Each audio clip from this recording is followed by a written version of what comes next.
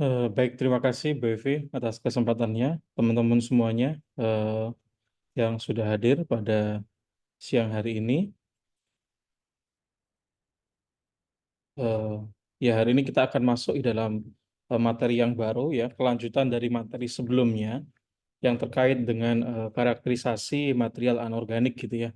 Sebelumnya saya sudah jelaskan bahwa eh, ada beberapa jenis karakterisasi pada material anorganik berdasarkan jenis interaksinya dengan gelombang elektromagnetik, gitu ya. Pada pertemuan yang lalu, kita sudah membahas interaksi antara gelombang elektromagnetik, gitu ya, khususnya pada spektrum ultraviolet atau UV dan spektrum tampak, gitu ya, yang menghasilkan karakterisasi yang kita sebut sebagai spektroskopi UV vis atau spektroskopi UV tampak, baik menggunakan mode transmisi, gitu ya, maupun menggunakan mode diffuse reflectance, gitu ya. Di mana mode transmisi kemarin atau mode absorpsi kita gunakan untuk sampel-sampel yang sifatnya transparan, sampel-sampel yang sifatnya cair, gitu ya. Sedangkan untuk metode diffuse reflectance atau DRS, gitu ya, kita gunakan untuk sampel-sampel padatan, gitu ya, di mana salah satu objeknya adalah sampel-sampel material-material anorganik, di mana material anorganik itu merupakan umumnya dalam bentuk sampel padatan, khususnya untuk yang katalis, ya, kemudian padatan-padatan material fungsional yang lain, umumnya dalam bentuk padatan. Nah, hari ini kita masuk di dalam spektroskopi vibrasi, ya. Namanya saja vibrasi, ya. Dalam fisika mungkin dulu pernah mengenal istilah vibrasi, atau mungkin bahasa fisikanya adalah getaran, gitu ya. Di mana ketika dulu kita sebut sebagai osilator harmonis, gitu ya. Di mana osilator harmonis itu menghasilkan gelombang, gitu ya. Di mana osilator harmonis sendiri, ya, itu bisa dalam bentuk gerakan bandul ataupun dalam gerakan pair, gitu ya. Nah, begitu juga fenomena yang terjadi di dalam ikatan-ikatan yang ada di dalam kimia, ketika atom-atom membentuk ikatan, entah itu ikatan kovalen, ikatan ionik, maupun jenis ikatan yang lain, ikatan itu tetap bisa melakukan gerakan. Ya, entah itu gerakan memanjang, memendek, gitu ya, yang kita sebut sebagai gerakan stretching, ataupun gerakan nekuk, gitu ya. Misalnya pada kasus air, maka dia bisa mengalami gerakan tekuk, gitu ya. Itu sebagai pengantar. Jadi kita akan banyak membahas terkait dengan bagaimana kita mengidentifikasi, gitu ya, ikatan-ikatan kimia atau antara atom-atom, ya, di dalam struktur padatan atau di dalam material anorganik. Ini kemarin sudah saya sampaikan, ya, bahwa radiasi elektromagnetik, ya, dimulai dari spektrum yang paling panjang, yang memiliki panjang gelombang yang paling panjang, yaitu di gelombang radio, atau yang memiliki frekuensi yang paling kecil. Kemudian yang sebelah kanan ini adalah frekuensi yang paling besar dan memiliki panjang gelombang yang paling pendek, ya. Nah, kemudian radiasi elektromagnetik yang kita bahas pada hari ini adalah radiasi inframerah, ya, infrared, ya, radiasi inframerah dengan frekuensi 10 pangkat 12 sampai 10 pangkat 15 Hz, gitu ya. Jadi sekitar berapa juta itu, ya. Kalau 10 juta itu berarti 10 pangkat 6, gitu ya. Berarti dia 10 pangkat 12, 10 triliun, ya. Ya, 10 triliun Hz, gitu ya. Sekitar 10 triliun sampai 1000 triliun Hz. Ya, berarti 1 kuadriliun Hz. Begitu frekuensinya sangat tinggi, gitu ya. Nah, radiasi elektromagnetik ini juga sedikit mengulang, ya. Dari dalam spektrum inframerah ini, gitu ya, bagian molekul atau bagian material, ya, yang bisa kita lakukan rekayasa atau yang mengalami pengaruh dari radiasi tersebut adalah vibrasi molekul, gitu ya. Jadi pada sebelumnya, gitu ya, di UV dan di tampak, ya, bagian atau energi yang dipengaruhi oleh sinar UV adalah energi transisi elektron atau energi elektronik, gitu ya. Sedangkan pada spektrum inframerah, gitu ya, dengan menggunakan gelombang inframerah, yang dapat kita pengaruhi adalah energi vibrasi dari molekul. Ya, bagaimana ketika molekul itu bervibrasi, kita pengaruhi vibrasinya menggunakan cahaya inframerah atau menggunakan gelombang inframerah. Ini juga sedikit mengulang kemarin ya, di mana interaksi radioelektromagnetik dengan materi menggunakan gelombang inframerah, maka yang terpengaruh adalah pada vibrasi molekul. Ya, jadi vibrasi molekulnya akan terpengaruh ya oleh adanya gelombang inframerah yang kita berikan kepada molekul. Nah, di sisi manakah gitu ya bagian yang dimaksud sebagai pengaruh atau transisi energi vibrasi itu di mana gitu ya? Nah, kemarin saya sudah memunculkan ini juga yang kita sebut sebagai diagram energi atau nama kerennya adalah Frank-Condon diagram energi gitu ya, di mana di dalam suatu sistem atau dalam suatu material baik itu molekul maupun material anorganik yang dalam bentuk padatan ada namanya level-level energi ya, yang merupakan level-level yang virtual ya. Jadi dia sifatnya virtual, tidak bisa kita amati ya secara kasat mata, tetapi kita percaya gitu ya bahwa di dalam eh, material atau di dalam molekul itu ada tingkatan-tingkatan energi ya, di mana kemarin ada tingkatan energi elektronik, yaitu tingkatan energi yang paling besar jaraknya antara satu tingkatan dengan tingkatan yang lain gitu ya. Kemudian di dalam elektronik itu ada lagi yang lebih halus, yang lebih kecil, yang kita sebut sebagai level energi vibrasi, karena dia yang akan bertanggung jawab terhadap vibrasi atau panjang memendeknya ikatan dari suatu atom-atom yang ada dalam partikel yang ada dalam material, gitu ya.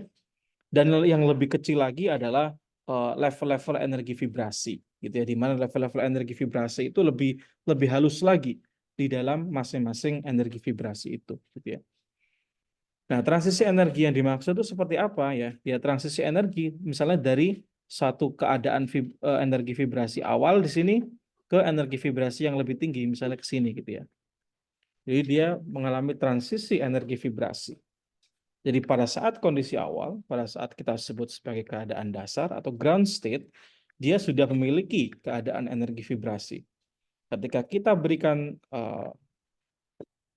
kita radiasi menggunakan sinar inframerah, maka energi vibrasi itu meningkat gitu ya. Sehingga terjadi perubahan di dalam vibrasi dari si molekul atau si material tersebut. Ya, ini ya kemarin juga sudah saya bahas, misalnya ini adalah infrared spektroskopi gitu ya, yang akan mempengaruhi pada vibrasi molekul gitu ya.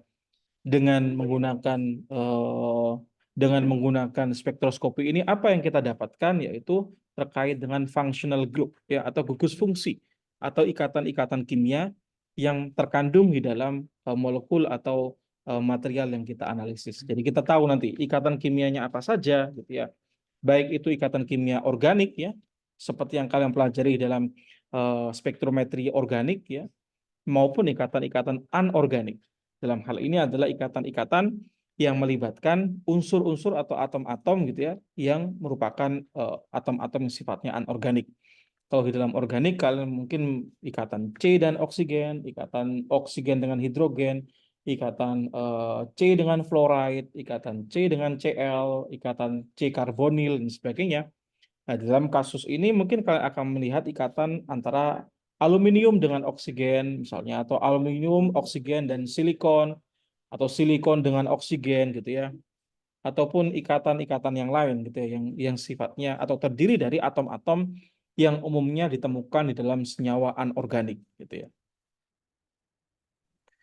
Nah, di dalam spektroskopi vibrasi ya, saya nyebutnya spektroskopi vibrasi, itu ada dua gitu ya, ada dua spektroskopi vibrasi. Yang pertama adalah spektroskopi inframerah. Ya, ada spektroskopi inframerah di mana spektroskopi inframerah itu tadi eh, menggunakan panjang gelombang inframerah gitu ya. Dan yang kedua adalah spektroskopi Raman ya. Jadi ada dua jenis spektroskopi vibrasi, spektroskopi inframerah dan spektroskopi Raman. Dasar atau fundamental ya atau prinsip ya dari kedua spektroskopi ini berbeda tentunya ya.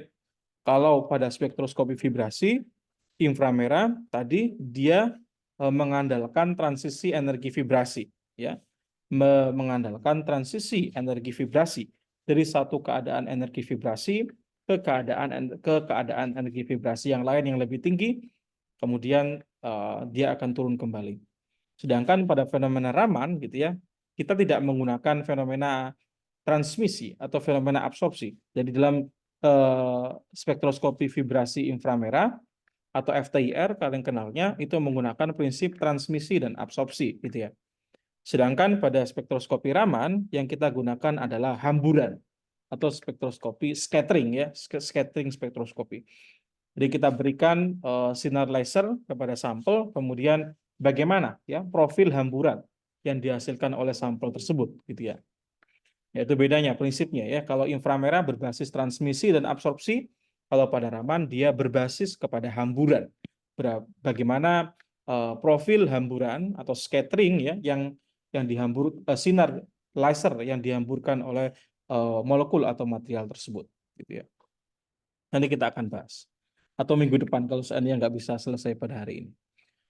Nah, apa sih bedanya atau fenomena apa yang menjadikan kedua karakterisasi ini berbeda? Fenomena dalam tingkat molekul ya, fenomena dalam tingkat skala atom ya, bagaimana atom dan atom itu berikatan dan fenomena apa yang menghasilkan yang kok ada dua vibrasi, kok pakai inframerah, kok pakai Raman gitu.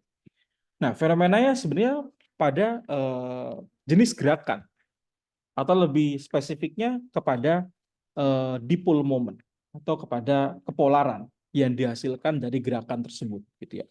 Misalnya di sini saya punya suatu molekul triatomik sebut saja H2O gitu ya, di mana kita melihat oksigen di tengah dan hidrogen di kanan dan kiri gitu ya. Nah, si H2O ini ya dapat bergerak ya, atom-atomnya itu dapat bergerak dalam berbagai jenis mode gerakan gitu ya. Yang pertama kita sebut sebagai gerakan yang asimetris ya. Gerakan asimetris itu berarti gerakan yang berbeda antara sisi kiri dan di sisi kanan gitu ya. Misalnya ya, gerakan ini adalah ketika si ikatan yang sebelah sini dan sini itu memanjang gitu ya. Sedangkan ikatan dan sini itu memendek. Jadi satunya panjang, satunya pendek. Berarti kan tidak simetris antara sisi kiri dan sisi kanan gitu ya. Satunya memanjang, satunya memendek. Nah, berarti di sini ada terjadi perbedaan momen dipol, gitu ya. Di mana yang sebelah sini cenderung lebih negatif, yang di sini cenderung lebih positif karena sisi negatif dari oksigen ini ya terkompensasi oleh sisi positif dari karbon, gitu ya. Jadi sebelah kanan negatif, sebelah kirinya cenderung lebih positif karena terkompensasi muatan atau delta muatannya, gitu ya, atau muatan parsialnya oleh si oksigen, gitu ya. Nah, fenomena ini disebut sebagai fenomena aktif IR. Ya, jadi fenomena ini disebut sebagai fenomena aktif IR. Maksudnya apa fenomena aktif IR? Berarti fenomena ini dapat dideteksi ya menggunakan spektroskopi inframerah. Ya, jadi spektroskopi ini fenomena vibrasi itu dapat dideteksi menggunakan spektroskopi inframerah. Ya. Nah, bagaimana dengan fenomena untuk Raman ya? Berbeda dengan spektroskopi inframerah, pada kasus Raman gitu ya, dia cenderung lebih sensitif ya, atau memang dia hanya dapat mendeteksi gitu ya, fenomena vibrasi yang menghasilkan tidak ada perubahan momen dipol ya. Jadi tidak ada perubahan momen dipol. Jadi merata muatan atau muatan parsial ya, muatan parsial dari atom-atom itu dia merata. Gitu ya. Misalnya di sini teman-teman lihat ada oksigen, ada karbon ya, ada oksigen, contohnya CO2 tadi ternyata ya, di mana sisi yang kanan negatif, sisi yang kiri juga negatif, sisi tengah positif. Ketika gerakannya adalah gerakan symmetric stretching, yang ini memanjang ke kanan, yang ini memanjang ke kiri, ya, jadi seimbang antara panjang ikatan kanan dan panjang ikatan kiri, gitu ya, sehingga tidak terjadi perubahan momen dipol atau tidak terjadi perubahan muatan parsial antara sisi kanan dan sisi kiri. Ya, jadi balance, muatannya balance antara yang kiri dan kanan, seimbang muatannya. Yang kiri punya muatan negatif, yang kanan punya muatan negatif dan muatan positifnya tetap di tengah, gitu ya. Kalau kasus yang atas, yang gerakan asimetris, muatan negatifnya di kanan, gitu ya. Muatan yang kiri, gitu ya. Muatan yang negatifnya sudah agak ke tengah, gitu ya. dan dia cenderung terkompensasi oleh muatan positif dari karbon, sehingga total muatannya menjadi lebih kecil dibandingkan dengan total muatan negatif yang ada di kanan, gitu ya. Itu contoh asimetris. Jadi kedua fenomena ini menjadikan ya kedua jenis spektroskopi vibrasi ini ada, ya. Jadi kan gerakan ini kan sebenarnya ada ya. Tapi kan kalau dulu pakai IR saja, gerakan ini tidak terdeteksi, tidak muncul puncaknya di IR ya, gampangnya gitu ya. Iya. Nah, sedangkan yang di atas puncaknya muncul di IR, ya, di spektrumnya ada gitu ya. Sedangkan yang di bawah ini spektrumnya nggak ada gitu ya. Padahal ada gitu ya. Nah, dalam konteks ini kenapa perlu ada yang bawah gitu ya. Nah, di dalam ikatan kristal ya, di dalam kristal. Kristal itu kan kalian mungkin kenal ada istilahnya kisi ya, kristal lattice. Kisi ya, atau satuan sel ya. Kita sebut sebagai sel satuan. Nah, dalam sel satuan itu ya, itu kan ada beberapa jenis atom gitu ya. Dia misalnya kristal NaCl gitu ya. Maka di situ ada beberapa atom Na dan ada beberapa atom Cl di dalam satu sel kristal gitu ya. Misalnya. Nah, itu hanya satu sel. Di dalam kristal ada jutaan sel kristal gitu ya. Jutaan satuan sel kristal yang berjajar secara periodik gitu ya. Sehingga kemampuan gerak antar atom-atom ya di dalam sel kristal itu sangat sempit gitu ya. Sangat sempit. Jadi kemampuan dia untuk memanjang mendek itu sangat kecil sehingga dia hampir seperti diam gitu ya. Hampir seperti diam. Karena ketika satu bergerak, yang lain nggak mau ikut bergerak gitu ya, maka ya dia nggak jadi bergerak karena dia tertahan oleh sistem yang sangat kompleks tadi gitu ya. Makanya dia justru kebanyakan aktifnya adalah aktif Raman gitu ya, karena ikatannya gitu ya tidak menghasilkan proses vibrasi yang mengubah muatan atau mengubah kepolaran tadi gitu ya. Itu prinsipnya ya. Kenapa di dalam senyawa anorganik nantinya gitu ya akan banyak digunakan spektroskopi Raman dan jarang sekali digunakan spektroskopi inframerah. Oke. Ini kemudian daerah IR ya. Ini kita bisa lewati ya, di mana IR itu berada pada daerah panjang gelombang 2,5 sampai 25 mikrometer atau tadi 10 pangkat 12 sampai 10 pangkat 15 Hz gitu ya. Nah, ini vibrasi molekul yang sudah saya singgung di awal ya. Ketika molekul-molekul itu sebenarnya dia mengalami vibrasi gitu ya. Dia mengalami vibrasi. Misalnya ini adalah dalam kondisi kesetimbangan ya, dia diam, tidak mengalami vibrasi. Dia diam, jadi ikatan antara kanan dan kiri tidak mengalami vibrasi. Kemudian ketika vibrasinya mengalami perpanjangan ya, ini kita sebut sebagai vibrasi stretching atau vibrasi ulur gitu ya. Nah, ini kemudian ini kita sebut sebagai vibrasi compressing atau vibrasi yang mendek, ikatan yang mendek.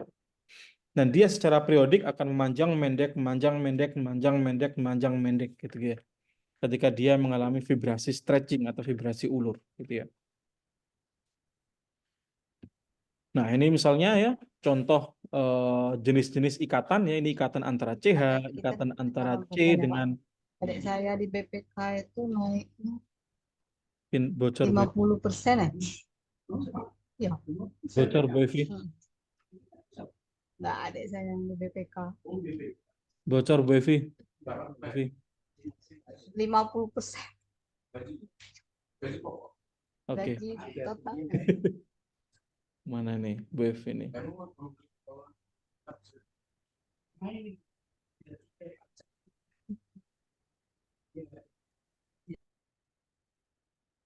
Ya, sudah di mute.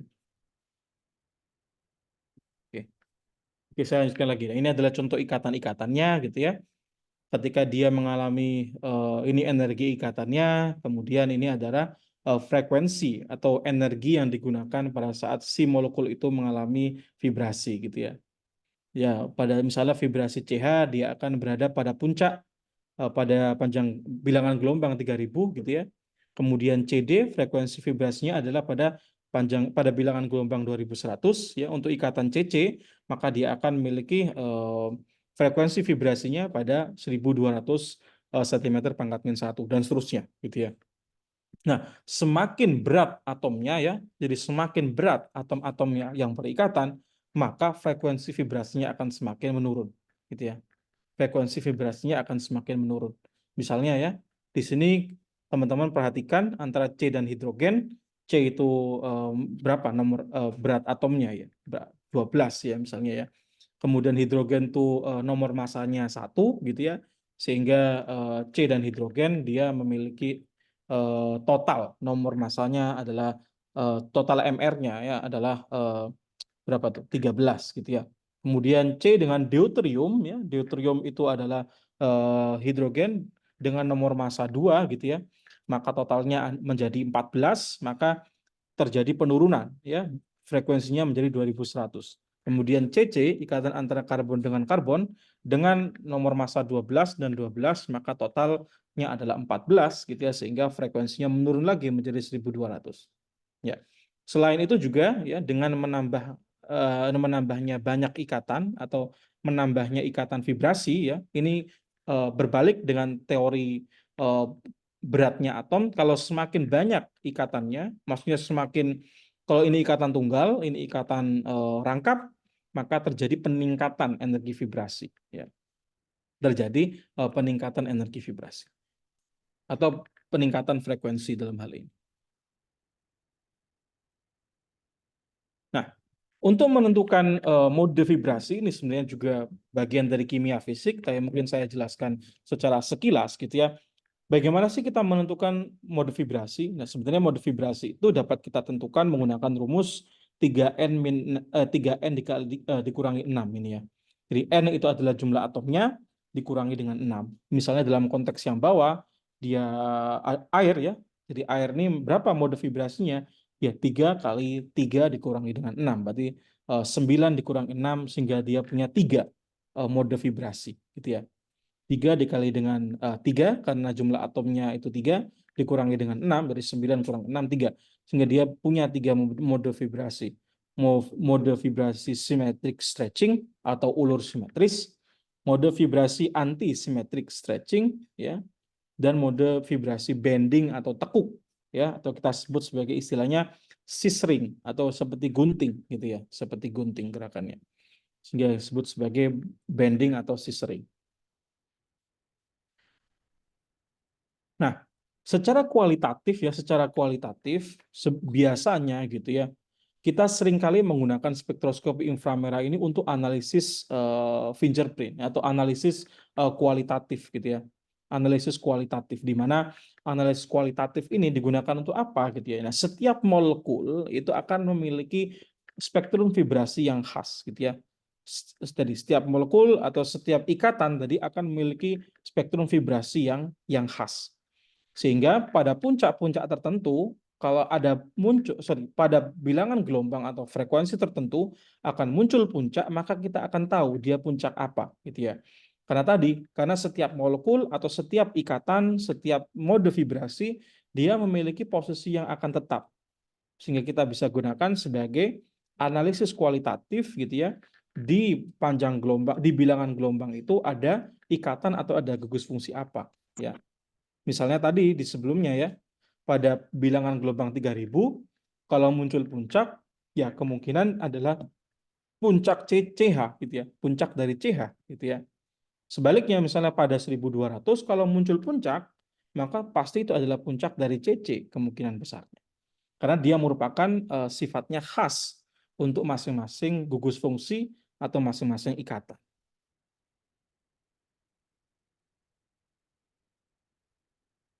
Oke.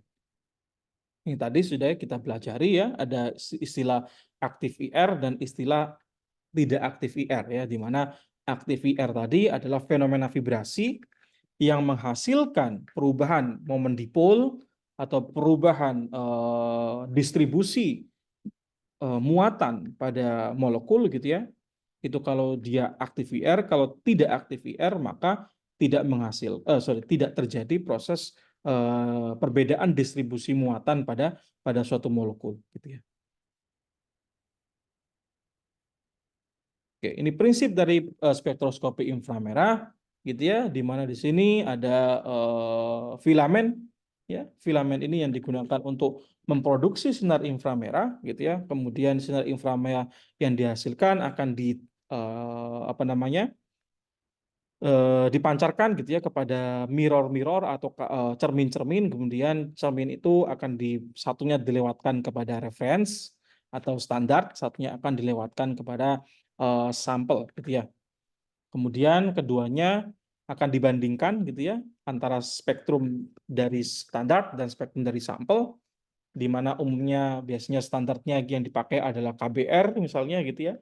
Kemudian sampelnya juga dilarutkan dalam KBR. Ya, jadi standar KBR itu maksudnya kosongan ya, tidak ada matriks ya, matriks yang tidak ada sampelnya ya. KBR kita sebut sebagai pelarut atau sebagai matriks ya, yang kita gunakan sebagai perbandingan ya. Nantinya yang kemudian intensitas atau transmisi ya dari sampel dan transmisi dari reference ini kemudian nanti kita akan bandingkan di dalam detektor yang kemudian akan dihasilkan puncak-puncak atau spektrum inframerah seperti ini gitu ya. Nah, untuk di sini biasanya kita sebut sebagai transmission 100% gitu ya. Di sini kita sebut sebagai transmission 100%. Apa yang dimaksud dengan transmission 100%? Yang dimaksud dari transmission 100% adalah semua sinar inframerah ya pada bilangan gelombang ini itu diteruskan gitu ya. Jadi semua inframerah yang mengenai sampel pada bilangan gelombang ini itu diteruskan ya sehingga transmissionnya 100%. Tidak ada yang diserap oleh sampel. Semuanya diteruskan. Dari mana taunya? Ya dari perbandingan intensitas itu. Jadi intensitas sinar yang ditransmisikan oleh sampel dibagi dengan intensitas sinar yang ditransmisikan oleh reference atau oleh standar. Kalau nilai baginya 1, ya pasti transmissionnya 100%. Gitu ya. Sebaliknya kalau sampel ternyata dia hanya memancarkan 40%-nya, sedangkan si standar itu memancarkan semuanya 100%, maka ada absorpsi, ada penyerapan oleh sampel sekian persen. Nah, itulah kenapa muncul puncak di sini. Karena terjadi penyerapannya di sini. Jadi di sini misalnya adalah misalnya 20% gitu ya. Berarti ada serapan, ada yang diserap oleh sampel. Berapa yang diserap ya sebesar ini, yaitu sebesar 80%, sedangkan 20%-nya itu ditransmisikan gitu ya.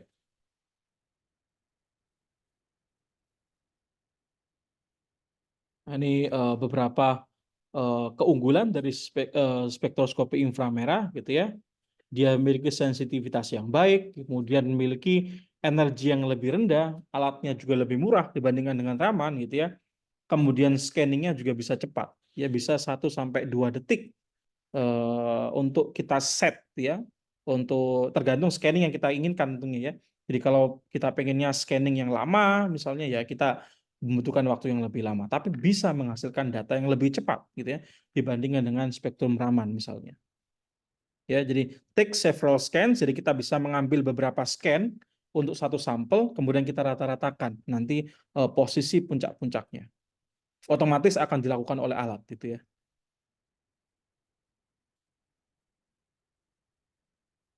Oke, ini frekuensi pada ikatan-ikatan organik gitu ya, karena ini slide-nya saya adopsi dari slide kimia organik gitu ya. Jadi ini beberapa ikatan kimia organik dan letak dari frekuensi atau bilangan gelombang yang akan muncul pada spektrum inframerahnya.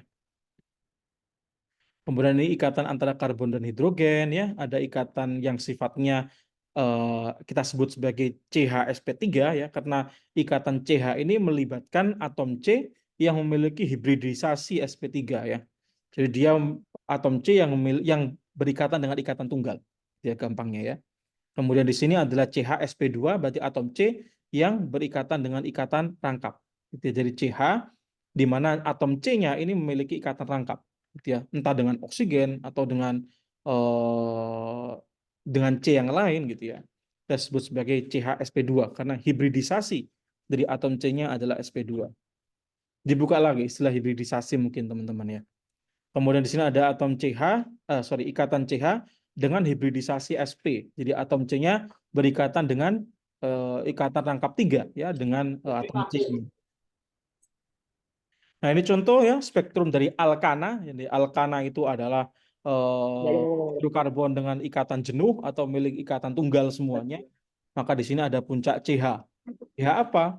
CH sp3 gitu ya. Karena pada ikatan alkana dia semuanya ikatannya tunggal, nggak ada yang ikatan rangkap. Sehingga CH-nya tentu hibridisasinya adalah hibridisasi sp3. Kemudian di sini ada CH bending atau gerakan CH tekuk gitu ya di dalam sampel alkana. Di dalam konteks ini sampelnya adalah N-heksana. Ini alkena, jadi alkena maka dia punya ikatan rangkap dua gitu ya. Contohnya di sini misalnya satu heksen, maka dia tentu punya dua spektrum ikatan CH. Spektrum ikatan CH yang memiliki hibridisasi sp3 muncul pada panjang gelombang 3.500-an. Kemudian ada juga ikatan CH dengan hibridisasi sp2 gitu ya. Ini contoh-contoh pada konteks kimia organik untuk memudahkan kita ya membandingkannya di dalam konteks kimia anorganik. Ini untuk spektrum CH-SP gitu ya. Misalnya pada oktina atau kita sebut sebagai oktuna dalam bahasa Indonesia ya, dia memiliki spektrum CH-SP ya, CH-SP. Ini adalah CH-SP-nya di sini pada panjang gelombang yang lebih tinggi gitu ya. Oke, kemudian ini OH dan NH gitu ya. Dia juga merupakan IR aktif yang dapat muncul pada panjang gelombang 3.500 ya. Kemudian juga ada NH di sini. Kalau OH itu dia sifatnya melebar gitu ya. Kemudian pada NH dia sifatnya lebih kecil ya dan dia lancip ya. Dia ada spike-nya, ada lancipannya. Sedangkan pada OH dia sifatnya melebar atau kita sebut sebagai broad ya. Atau kita sebut sebagai ham ya, ada punuknya.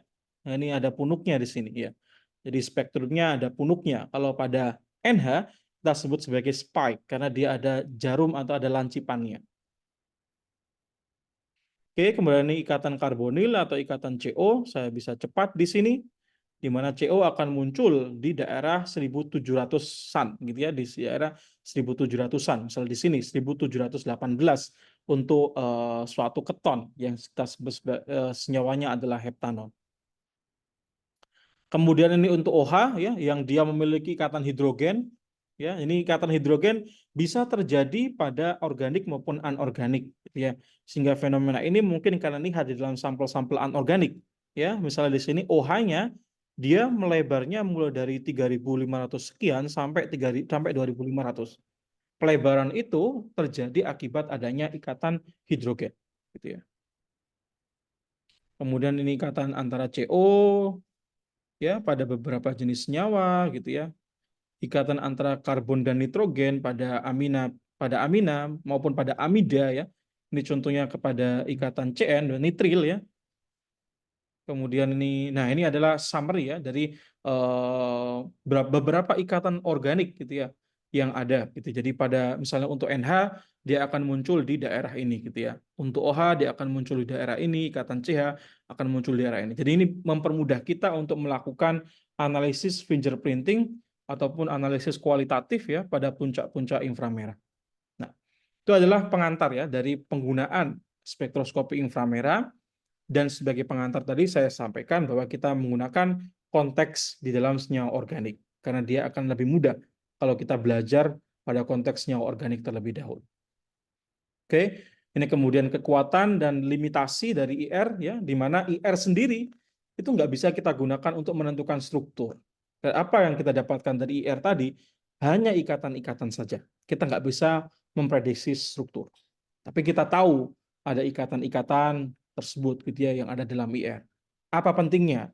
Misalnya kita melakukan doping ya, misalnya kita melakukan doping atau penggantian atom-atom yang di dalam suatu kristal, maka kita akan tahu gitu ya mana ikatan yang nggak ada dopingnya dan mana ikatnya ada dopingnya. Ya misalnya dia awalnya karbon dan hidrogen gitu ya, maka dia akan muncul puncak pada 3.000 sekian tadi ya. Tapi kalau karbon itu kita ganti dengan nitrogen, maka ikatannya akan menjadi NH. Kalau ikatannya NH, maka akan muncul puncak yang berbeda dengan ikatan sebelumnya. Nah, itu yang misalnya kita konteksnya kurang lebih mudahnya seperti itu. Ya, jadi Kita nggak bisa mendeteksi struktur, ya, tapi kita bisa mendeteksi adanya rekayasa atau gugus fungsi yang kita inginkan tadi. Ya, misalnya tadi kita mau mendoping karbon dengan nitrogen. Karbon dengan nitrogen dia memiliki perbedaan massa atom karbon 12, nitrogen 14. Maka dia pasti akan menghasilkan puncak atau spektrum ya pada bilangan gelombang yang berbeda. Ya. Kemudian some signal may be ambiguous. Ya, beberapa signal-signal IR itu berhimpit satu sama lain. Kalian sudah lihat tadi misalnya di sini ya, daerah atau serapan dari inframerah dari masing-masing ikatan itu bisa berhimpit. Dia bisa berhimpit satu sama lain. Misalnya CC dan CN ini berhimpit di area serapan yang sama untuk panjang gelombang yang sama di sini. Itu perlu hati-hati. Ya. Kemudian the functional group is usually indicated, ya. Kemudian the absence of signal is definite proof that the functional group is absent. Nah, ini kadang-kadang juga tidak adanya signal itu bukan menjadi ya alasan bahwa gugus fungsi itu tidak ada. Tadi karena mungkin gugus fungsi itu aktif di Raman, tidak aktif di IR, gitu ya. Baik, itu adalah sedikit mengantar Mas Yan ya terkait dengan inframerah. Saya lanjutkan mungkin penggunaannya untuk senyawa anorganik. Saya pakai slide yang lain.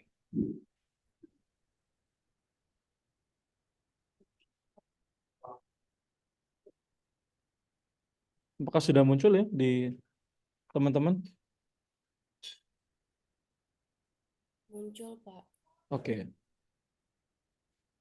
Nah, sorry ini pakai bahasa Inggris slide-nya karena saya mengambil slide-nya dari sumber-sumber di internet gitu ya. Sehingga saya banyak menggunakan bahasa Inggris pada hari ini. Sebelumnya saya banyak menggunakan slide yang berbahasa Indonesia. Nah, dalam konteks kimia anorganik gitu ya, apa yang bisa kita ungkap menggunakan spektroskopi inframerah ini gitu ya. Nah, misalnya ya aplikasinya misalnya untuk karakterisasi pada katalis gitu ya. Di sini misalnya karakterisasi pada katalis di mana katalis-katalis itu gitu ya bisa kita lakukan analisis menggunakan inframerah. Apa saja yang bisa kita lakukan ya menggunakan inframerah untuk sampel katalis itu gitu ya. Yaitu misalnya ya kita analisis katalisnya sendiri. Jadi katalisnya itu kita analisis. Apakah dia memiliki gugus fungsi yang kita inginkan misalnya. Itu adalah tujuan yang pertama. Kita analisis si material katalis itu sendiri. Ya. Yang kedua yang kita analisis adalah menggunakan probe molekul. Jadi kita menggunakan suatu molekul yang kita berikan kepada katalis itu, kemudian kita bisa melihat sifat-sifat dari katalis. Apa sifatnya? Misalnya, sifat keasaman dari katalis. Jadi katalis misalnya ada namanya katalis, kalau teman-teman belajar katalis ya, ada namanya katalis asam atau katalis basah gitu ya. Jadi dia punya nature atau punya sifat asam. Di dalam teori Bronsted-Lowry misalnya asam itu adalah donor proton, gitu ya. Atau di dalam teori Lewis asam itu adalah akseptor pasangan elektron bebas. Ya. Jadi ketika katalis itu memiliki sifat asam, maka dia akan terlibat di dalam reaksi, misalnya sebagai penerima elektron bebas dari spesi reaktan yang kita reaksikan. Nah, kemampuan dia ya untuk menjadi reaksi asam itu seperti apa? Menjadi katalis asam itu seperti apa? Nah, itu kita bisa lakukan karakterisasi sifat keasaman katalis itu menggunakan FTIR. Dengan probe molekul atau dengan kita berikan molekul tambahan yang kita berikan kepada katalis itu, kemudian kita lihat bagaimana respon katalis itu ketika kita berikan molekul tambahan itu. Apa molekul tambahan yang kita gunakan? Misalnya kita menggunakan NH3 atau amonia, kita gunakan piridin, ya, yaitu seperti benzen yang dia memiliki satu atom nitrogen yang menggantikan satu atom C-nya, piridin. Ya.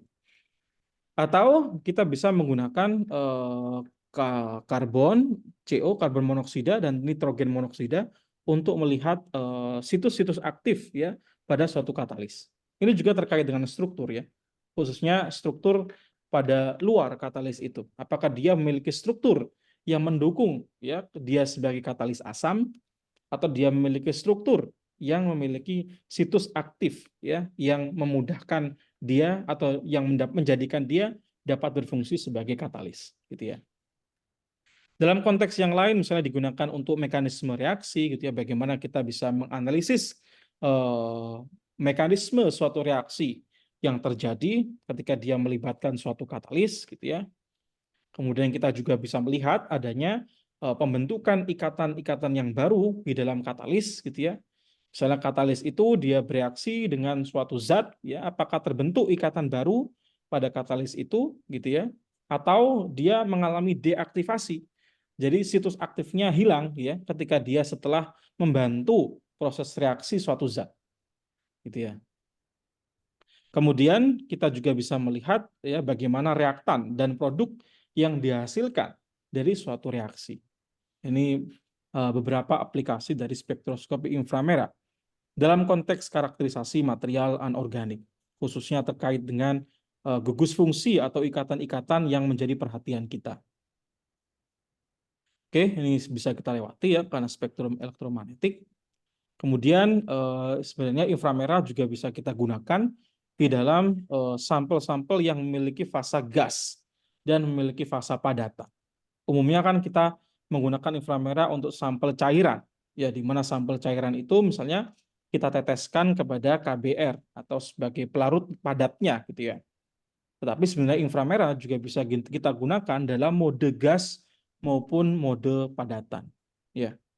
Yang kita gunakan alatnya misalnya pakai DRIF atau Diffuse Reflectance Infrared Fourier Transfer Spectroscopy. Jadi inframerah yang menggunakan diffuse reflectance. Kalau kemarin kita menggunakan prinsip diffuse reflectance untuk UV visible. Dalam konteks ini kita bisa menggunakan diffuse reflectance tapi untuk inframerah. Jadi laser yang kita tembakkan adalah laser inframerah. Kalau kemarin yang kita tembakkan, sinar yang kita tembakkan itu adalah sinar UV dan sinar tampak. Kalau kali ini ya, sinar yang kita tembakkan adalah sinar inframerah. Itu bedanya. Ya. Atau ATR ya, namanya Attenuated Total Reflection yang digunakan umumnya pada senyawa-senyawa yang pada material-material yang tipis. Misalnya pada membran ya, membran itu kan tipis. Dia bentuknya flat, nggak bisa kita analisis menggunakan FTIR konvensional, maka kita bisa menggunakan attenuated total reflectance ya. Jadi misalnya di sini ada ATR kristalnya, kemudian di sini ada sampelnya yang kita baringkan ya, kita letakkan di atas kristalnya. Nanti akan ada inframerah yang menumbuk sampel, kemudian memantul ke kristalnya ya, kemudian dia akan memantul lagi ke sampel kita dan kemudian ke detektornya. Gitu ya. Nanti di alat tersebut akan mendeteksi ya berapa sinyal-sinyal yang teratenuasi. Kemudian itu akan menjadi identitas dari vibrasi dari ikatan-ikatan yang ada dalam sampel tersebut. Sampel thin film ya, kalian mungkin pernah mendengar istilah thin film atau film lapis tipis, itu kan sampelnya tipis, nggak bisa kita gunakan analisis FTIR konvensional. Kita menggunakan ATR atau Attenuated Total Reflection. Hampir semua sekarang sepertinya FTIR itu dalam bentuk ATR. Harganya mungkin lebih murah, kemudian maintenance-nya lebih mudah, karena kita nggak perlu bikin pelet KBR-nya kalau untuk ATR. Jadi sekarang benda serbuk-serbuk padatan, cairan tuh umumnya pakai ATR saja, tidak menggunakan FTIR konvensional, karena membutuhkan KBR sebagai pelarut. Sedangkan pada ATR ini kita tidak perlu menggunakan KBR sebagai pelarut. Di atas kristalnya ini kita cukup teteskan sampel kita gitu ya, atau cukup kita tuangkan kita taruh powder atau padatan sampel kita gitu ya, atau kita cukup baringkan sampel kita thin film. Apa lagi agenda kemarin? Besok tidak hukum.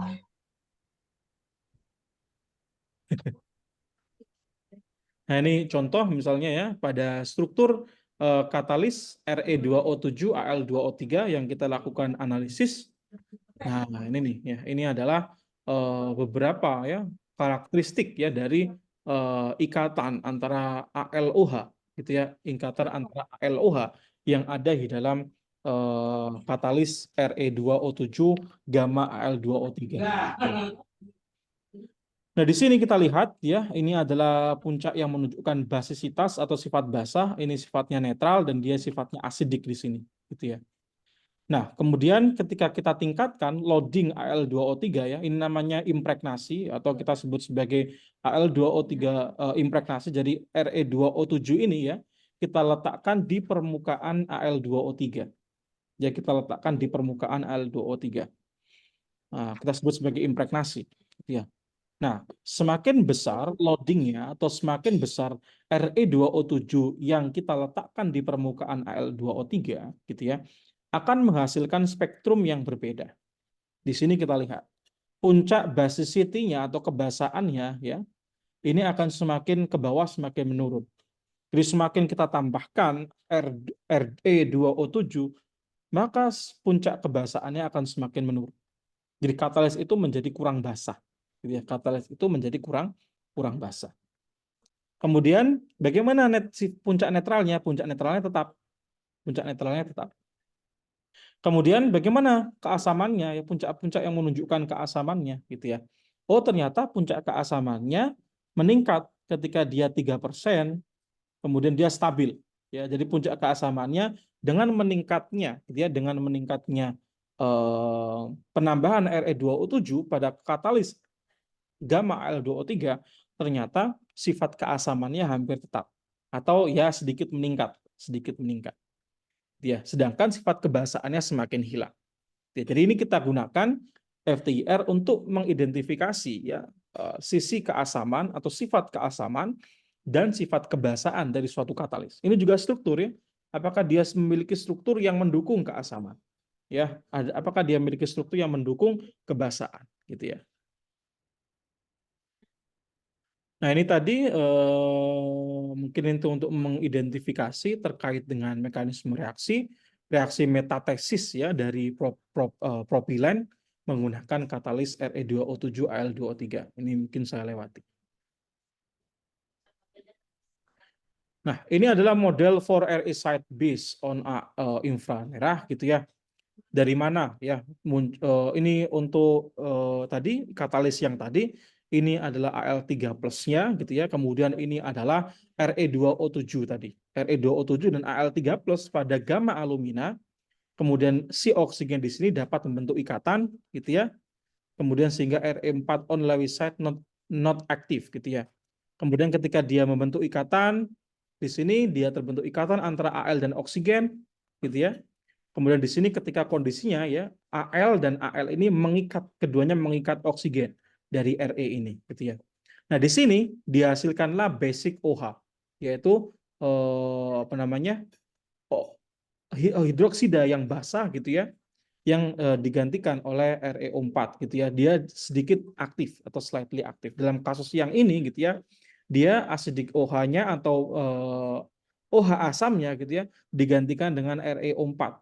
Dia sifatnya aktif gitu ya. Jadi kita pengen katalis ini gitu ya terjadi substitusi OH asidik gitu ya, substitusi OH asidik oleh ReO4 sehingga dia katalisnya semakin aktif gitu ya. Bagaimana kita mengidentifikasi OH asidiknya semakin hilang ya dari sini tadi.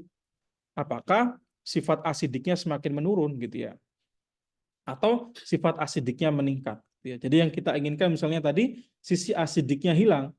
Karena ketika sisi asidik ini hilang ya, maka terjadi impregnasi ReO4 yang lebih baik karena akan menghasilkan katalis yang lebih aktif gitu ya. Oke ya, jadi alumina sebenarnya memiliki situs Lewis dan situs Bronsted ya. Situs Lewis dan situs Bronsted. Di mana spektrum OH menunjukkan perbedaan sisi asam yang berbeda di antara kedua puncak tadi gitu ya. Jadi ada dua puncak. Ini sebenarnya spektrum OH secara lebar gitu ya. Yang sebelah kiri itu merupakan OH basah, yang sebelah kanan ini adalah OH asam gitu ya. Nah, kemudian impregnasi antara siapa tadi Al2O3 dengan Re2O7 tadi akan menghasilkan ikatan yang menghasilkan sisi aktif yang berbeda gitu ya. Kalau dia berikatan dengan OH basah akan menghasilkan katalis yang sedikit aktif. Kalau dia berikatan dengan OH asam maka dia akan menghasilkan katalis yang lebih aktif. Gitu ya. low loading atau penambahan Re kepada Al2O3 tadi ternyata tidak efektif untuk meningkatkan kinerja dari katalis. Jadi kalau kita berikan persentase Re2O7-nya kecil, itu katalisnya tidak efektif. Jadi untuk menghasilkan katalis yang lebih efektif tadi, agar banyak OH asamnya tersubstitusi, maka kita butuh Re2O7 yang lebih banyak, gitu ya. Nah, IR tadi memberikan gambaran permukaan yang sangat detail ya pada permukaan katalis Re2O7 pada gamma Al2O3 tadi, gitu ya.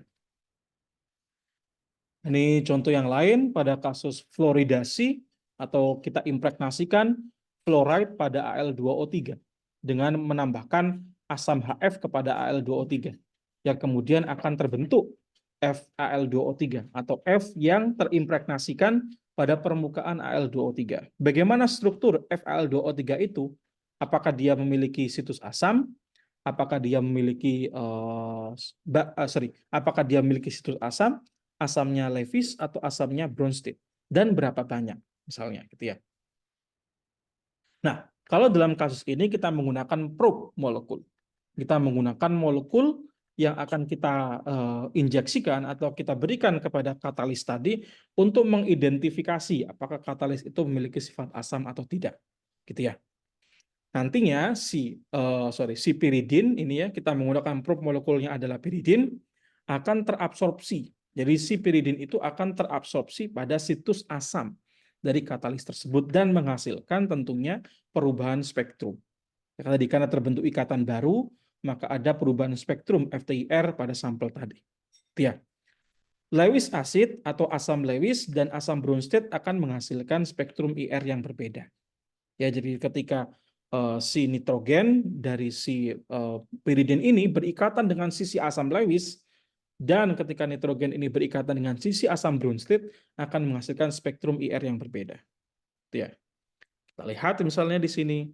Nah, di sini adalah puncak dari Bronsted. Ya, ini adalah puncak Bronsted, ini adalah puncak dari Lewis, ini adalah puncak dari Bronsted, Lewis, ini adalah puncak dari Bronsted, gitu ya. Jadi dia akan menghasilkan puncak-puncak yang berbeda, gitu ya.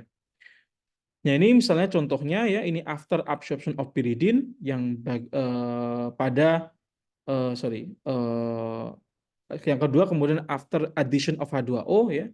Berarti yang C ini, yang atas ini adalah setelah dia mengabsorb pyridine, yang C ini setelah mengabsorb H2O, yang bawah ini adalah background spektrumnya, gitu ya. Nah, pada yang kedua gitu ya, ini adalah spektrum yang hanya penambahan H2O, maka ikatannya ya ikatan antara sampel dengan H2O. Kalau yang atas ini adalah ikatan sampel dengan piridin, gitu ya. Akan terbentuk ikatan yang baru ketika sampel itu mampu berikatan dengan si piridin. Ya, misalnya ya puncak yang ini awalnya nggak ada, awalnya ada, sorry. Kemudian di sini kemudian tidak ada, ya. Atau puncak di sini misalnya, ini awalnya menjadi lebih tajam. Puncak di sini juga, ini adalah asam Bronsted-nya. Asam Bronsted-nya kemudian ketika dia berikatan dengan piridin dia hilang, dia hilang.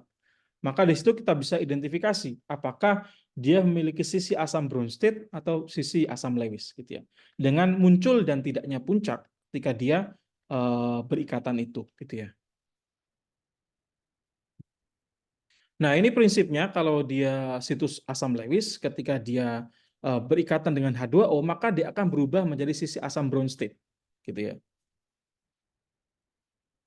Ini contoh-contohnya ketika dia ketika probe-nya kita ganti ya menjadi ada yang menggunakan HCl, kemudian ini menggunakan BH3 atau BCl3 gitu ya. Oke, ini kemudian aplikasi IR untuk aktivitas katalis gitu ya. Tadi terkait dengan kemampuan IR untuk mengidentifikasi situs-situs aktif di dalam katalis gitu ya.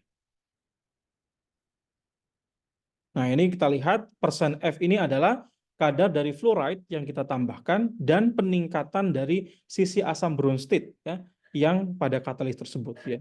Karena ternyata semakin meningkat penambahan F-nya, sisi asam Bronsted-nya juga akan meningkat dan akan jenuh ya pada suatu persentase tertentu gitu ya. Sehingga di situ kita bisa pertimbangkan sampai berapa persen fluoride itu bisa kita tambahkan di dalam katalis kita untuk menghasilkan asam bromsid yang optimum. Jadi nggak terlalu banyak fluoride yang harus kita tambahkan di dalam material kita, gitu ya. Nah, ini tadi ya, secara korelasi sebenarnya seperti ini, secara teoritis gitu ya, tapi ternyata pendekatannya berbeda, gitu ya. Ini summary-nya gitu ya, Al2O3 tadi memiliki situs asam Lewis yang memiliki absorpsi yang lebih rendah terhadap piridin dan DMP, gitu ya.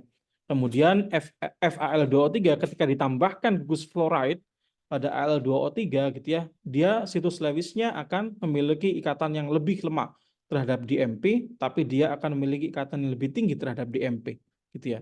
Ini kalau kita menggunakan probe yang lain ya, ini kasusnya misalnya probe-nya DMP ya. Kalau tadi probe-nya piridin, ini probe-nya DMP. Dimetil, sorry tadi. Ya, kita menggunakan DMP. Teman-teman bisa cari kepanjangan DMP ya. DMP kita gunakan sebagai probe gitu ya.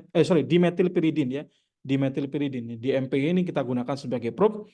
Kemudian dia akan bisa mengidentifikasi situs asam atau situs-situs aktif pada FAL2O3 gitu ya. Jadi kita bisa menggunakan tadi pendekatan FTIR yang dengan bantuan molecular probe tadi kita bisa mengidentifikasi apakah dia memiliki situs aktif asam maupun situs aktif basa gitu ya. Nah, ini pada kasus kalsium hidrogen FeR zeolite. Jadi ini adalah jenis zeolite FeR yang disubstitusi menggunakan kalsium. Jadi ada sebagian kationnya itu adalah kalsium, sebagian kationnya adalah hidrogen. Ya, bagaimana kita melihat profil absorpsinya terhadap CO, ya terhadap gas CO. Di mana gas CO tadi kita gunakan sebagai analisis untuk apakah dia memiliki situs aktif gitu ya. Nah, di sini kita bisa lihat ya, di mana ketika CO itu berikatan atau berinteraksi dengan si zeolit akan menghasilkan puncak yang berbeda. Ya, puncak 1 di sini akan menghasilkan konfigurasi monokarbonil. Jadi CO yang masuk kepada zeolit itu akan menghasilkan konfigurasi monokarbonil. Gitu ya. Kemudian pada puncak yang di sini, dia akan menghasilkan konfigurasi dikarbonil. Jadi CO-nya akan membentuk konfigurasi dikarbonil.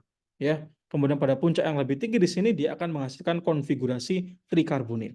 Jadi struktur atau konfigurasi dari karbon monoksida di dalam katalis FeR tadi bisa kita lihat yang menggunakan FTIR. Bagaimana kita peka ya terhadap hal ini?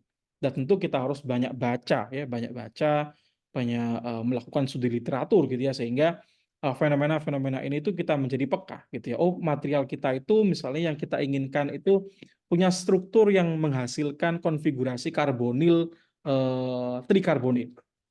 Maka bagaimana kita mengamatinya? Ya kita lihat konfigurasi trikarbonil itu muncul pada bilangan gelombang 218 cm pangkatan 1. Kalau nggak muncul di situ berarti tidak terbentuk konfigurasi trikarbonil di dalam sampel kita ketika kita berikan probe karbon monoksida gitu ya. Kemudian ini absorpsi NO pada FeZSM5 katalis, di mana NO tadi ya kita gunakan sebagai probe molekul untuk mengidentifikasi adanya situs aktif pada zeolit, gitu ya. Ini saya cepatkan saja. Nah, ini adalah band-band atau bilangan-bilangan gelombang yang kita bisa gunakan sebagai acuan ya untuk mengidentifikasi jenis ikatan yang terbentuk antara NO dengan Fe zeolit tadi, gitu ya. Misalnya pada puncak 1800 maka akan terbentuk ikatan antara Fe dan NO2 ya pada katalis FeY ya. Ini adalah maksudnya zeolit fujasid atau zeolit Y yang tersubstitusi oleh Fe gitu ya. Ini teman-teman bisa belajar terkait dengan zeolit gitu ya. Ini adalah Fe containing site in MFI. Jadi ini adalah struktur zeolitnya yang bentuknya kerangka ini atau bentuknya jaring-jaring ini. Di dalamnya nanti akan ada atom-atom Fe yang mensubstitusi atom-atom hidrogen atau kation-kation di dalamnya. Kemudian Fe di sini akan berikatan dengan siapa? Dengan NO pada saat kita aliri gas NO gitu ya. Yang kemudian kita bisa identifikasi apakah dia punya situs-situs aktif yang kita inginkan atau tidak gitu ya. Nah, misalnya di sini ya, dia akan memiliki puncak pada serapan 1874 yang menunjukkan adanya gugus fungsi tersebut gitu ya, atau ikatan-ikatan kimia yang kita inginkan tadi gitu ya. Ini katalis yang lain ya, yaitu katalis AuTO2. Ini tentu ada ikatan-ikatan tadi kita bisa gunakan untuk mengidentifikasi si katalis itu sendiri. Tadi kan kita bisa menggunakan identifikasi katalis atau identifikasi sifat katalis menggunakan probe molekul. Misalnya di sini kita identifikasinya pakai katalis itu sendiri, ya. Oh, ternyata katalis itu punya puncak di area ini yang menunjukkan adanya ikatan antara karbon, oksigen, dan titanium. Ya, misalnya, kemudian di sini ada area untuk serapan karbon, oksigen, dan karbon, dan di sini adalah serapan untuk karbon dan hidrogen, misalnya. Untuk gerakan ini tentu ikatannya adalah, gerakannya adalah gerakan tekuk atau gerakan bending. Ya, ini IR spektra dari katalis AuTO2, AuTO2, SO2. Jadi ini kita bisa mengidentifikasi si katalis itu sendiri, dia punya ikatan apa saja di dalam katalis itu. Kemudian ini interaksi antara PO dengan katalis AU ya, kita lihat misalnya sebelum dia direaksikan dan setelah dia direaksikan, atau misalnya pada saat proses reaksi kita pengen tahu ya terbentuk ikatan apa antara si katalis misalnya dengan si reaktan yang kita kataliskan gitu ya. Ini contoh yang lain pada Navion. Jadi kita menggunakan ATR spektroskopi, jadi kita sampelnya dalam bentuk flat ya.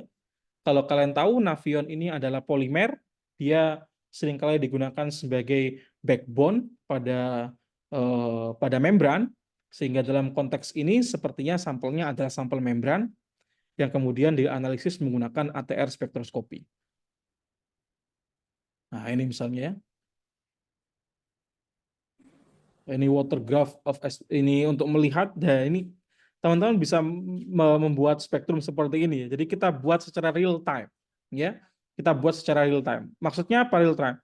Jadi pada saat reaksi itu berjalan 1 jam sampai reaksi itu berjalan 5 jam, kita lakukan perekaman spektrum IR terus. Sehingga nanti akan kita lihat mana puncak yang semakin tinggi dan mana puncak yang akan semakin rendah. Kita lihat di sini, puncak asam heksanoat di sini dan puncak asam heksanoat di sini, dia semakin meningkat. Dia semakin meningkat puncaknya. Di sini juga misalnya pada N-decane gitu ya, di sini semakin meningkat juga puncak. Tapi ada puncak-puncak yang semakin hilang misalnya. Dia. Jadi awal reaksi dia ada, kemudian ke belakang semakin nggak ada misalnya. Itu kita bisa analisis secara real time. Ini namanya time resolved FTIR spektroskopi. Jadi FTIR spektroskopi itu bisa merekam data reaksi secara otomatis. Ya, ini tentu alatnya spesifik. Jadi sampel kita reaksikan di dalam suatu labu misalnya tadi, kemudian FTIR itu bisa secara rutin menembakkan sinar secara periodik, sehingga akan dihasilkan spektrum FTIR yang secara berkala seperti ini, gitu ya. Nah, misalnya ini tadi ya, di sini ada puncak asam heksanoat, semakin ke sini semakin turun gitu ya puncak asam heksanoatnya. Sebaliknya di sini esternya semakin di sini nggak terbentuk, semakin sini puncak esternya semakin meningkat. Jadi asam heksanoatnya itu semakin turun, ester dari asam heksanoat itu meningkat. Ini yang menunjukkan bahwa asam heksanoat ini mungkin terjadi perubahan menjadi ester atau mengalami alkilasi. Jadi OH-nya digantikan, hidrogen pada OH-nya digantikan oleh gugus alkil, sehingga terbentuklah ester di sini. Ini analisis produk dari reaksi namanya. Jadi FTIR digunakan sebagai analisis produk pada suatu reaksi yang melibatkan katalis. Nah, di sini ya. Jadi konsentrasi esternya meningkat, konsentrasi asam heksanoatnya menurun, gitu ya. Jadi apa maksudnya ya? Asam heksanoatnya tadi berubah menjadi ester, gitu ya, berubah menjadi ester. Ya, ini transition spektra pada panjang gelombang 1300 dan 1000. Jadi ini tadi dipotong ya. Jadi spektrum yang panjang tadi ini ya, dia buat sekuen-sekuen dipotong sampai sekian untuk melihat perubahan yang terjadi, gitu ya. Misalnya dia dipotong 1780 sampai 1700 untuk melihat perubahan asam heksanoat dan ester. Nah, kontras ini dia memotong pada 1300 sampai 1000 gitu ya. Untuk melihat ini juga asam heksanuatnya dia semakin meningkat, ini puncak esternya juga semakin meningkat misal dalam konteks yang lain gitu ya. Oke. Jadi itu adalah kegunaan dari IR spektroskopi untuk katalisis ya khususnya di mana dia bisa digunakan secara ex situ, maksudnya ex situ itu kita menggunakan analisis pada sampel di mana sampel itu kita ambil secara manual, kita analisis, kita ambil manual secara analisis maupun secara in situ. In situ itu tadi FTIR dan proses reaksinya digandeng dalam satu alat sehingga dia secara real time akan mengambil spektrum dari inframerah dari sampel tersebut. Itu disebut sebagai in situ gitu ya. Kemudian tekniknya simple, dia bisa digunakan untuk melihat struktur permukaan dari katalis, khususnya terkait dengan ikatan, terkait dengan sifat asam dan sifat basa, terkait dengan properties atau sifat-sifat situs-situs aktif yang dimiliki oleh katalis, maupun tadi terkait dengan analisis mekanisme reaksi dan pembentukan produk-produk ya di dalam katalis reaksi katalis tersebut gitu ya. Kemudian dia bisa digunakan untuk sampel liquid maupun sampel padatan ya maupun sampel dalam bentuk thin film atau sampel dalam bentuk flat tadi. Oke. Mungkin cukup sekian untuk hari ini Bu Evi. Atau Bu Evi sudah Oke, keluar? Oh, ya. enggak, masih ada tempat keluar masuk. Oke, terima kasih banyak atas penjelasannya. Sudah disimak semua nih. Ada pertanyaan nggak ya? Mungkin Ya mungkin mungkin ada pertanyaan teman-teman.